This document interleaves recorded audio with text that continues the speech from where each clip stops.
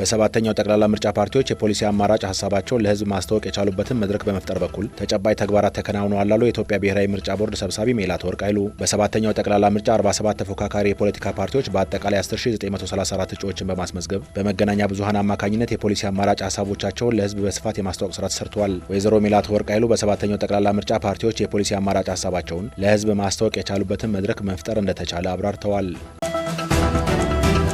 በደቡብ ኢትዮጵያ ክልል የምርጫ ቁሳቁስ ወደ ምርጫ ጣቢያዎች እየተሰራጨ ይገኛል። የክልሉ ምርጫ ጽሕፈት ቤት አስተባባሪ አቶ አብርሃም አንጁሎ እንደገለጹት በደቡብ ኢትዮጵያ ክልል በመጪው ሰኞ ለሚካሄደው ጠቅላላ ምርጫ ሁሉን አቀፍ ዝግጅት ተደርጓል። በክልሉ የምርጫ ቁሳቁስ ወደ ምርጫ ጣቢያዎች እየተሰራጨ መሆኑን የገለጹት አስተባባሪው የቁሳቁስ ስርጭቱ በጥንቃቄና ደህንነቱ በተጠበቀ መልኩ በጸጥታ ኃይሎች ታጅቦ ወደ ምርጫ ጣቢያዎች እየተጓጓዘ እንደሚገኝ ይወቁ ብለዋል። የድምጽ መስጫ ወረቀትን ጨምሮም ሌሎች አስፈላጊ የምርጫ ቁሳቁሶች ወደ ምርጫ ጣቢያዎች በመሰራጨት ላይ መሆናቸውን ጠቅሰው ጽሕፈት ቤቱ በተደራጀ መልኩ የቅድመ ዝግጅት ስራዎችን እያከናወነ ይገኛል ብለዋል።